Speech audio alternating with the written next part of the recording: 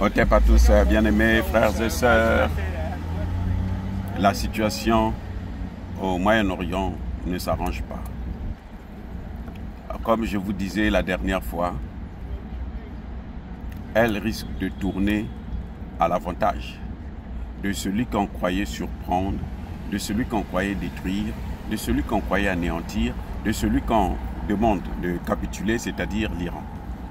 Elle risque de tourner à son avantage.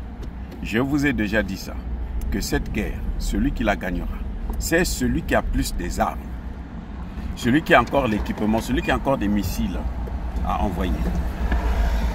Celui qui n'en a plus, et tu ne peux pas envoyer des missiles que tu n'as pas. Tu ne peux pas bombarder quelqu'un avec les mains ou avec les mots. Oui, tu ne peux pas le faire. Donc celui qui va gagner cette guerre-là, c'est celui qui aura encore des missiles, puisque les deux parties sont déterminées. Et le président Trump a dit une chose qui est capitale, qui est en train de se vérifier. D'ailleurs, il leur donne 2 semaines. Continuez à vous battre. Après 2 semaines, je veux voir ce que je veux faire pour vous. C'est ça que Trump a dit. Hein. Quand il dit je dois prendre 2 semaines pour réfléchir, là, ça veut dire qu'il donne aux deux parties 2 semaines pour se battre. Mais attention, Trump ne dit pas quelles sont les armes qu'il faut utiliser. Trump a déjà dit qu'il faut utiliser, il faut détruire le nucléaire iranien. Or, si on détruit le nucléaire iranien, mais l'Iran aussi, aujourd'hui on a vu l'Iran a une capacité de percer le dôme de fer et de détruire le nucléaire israélien aussi. Voyez un peu là où on est en train d'amener ce monde.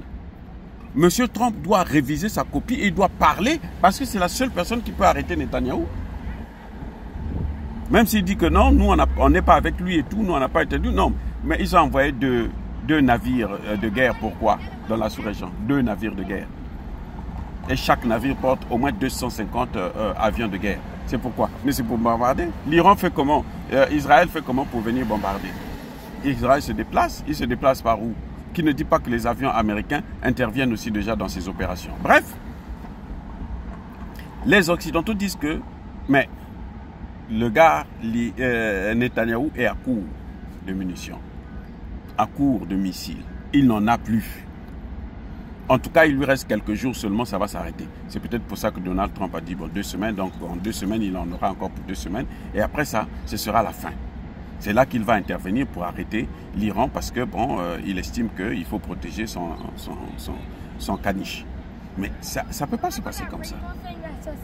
Pourquoi les gens vont attendre jusqu'à ce que ça se termine pour qu'ils sachent que non, il faut être juste. Et la justice, là, commence d'abord par la vérité. Reconnaître qui est l'agresseur et reconnaître qui est l'agressé. Quand vous reconnaissez ça, là, vous apaisez déjà les esprits. Je parle en tant que spécialiste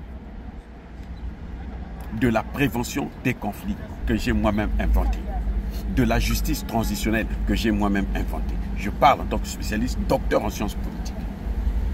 La vérité, là, ça va déjà apaiser les esprits. Ça va, chacun saura que ah, moi j'ai fait ceci à l'autre, moi j'ai fait ceci à l'un. C'est lui là qui m'a... Quand vous reconnaissez la vérité, vous apaisez surtout la victime. Vous le calmez et là, les négociations sont possibles. Mais si vous ne reconnaissez pas ça, il n'y aura pas de négociation possible. Les choses ne feront que s'empirer, s'aggraver. Bien-aimés frères et sœurs, Israël est en difficulté. Et si ça continue comme ça, à moins qu'ils utilisent l'arme en question, mais les autres aussi vont utiliser les amis.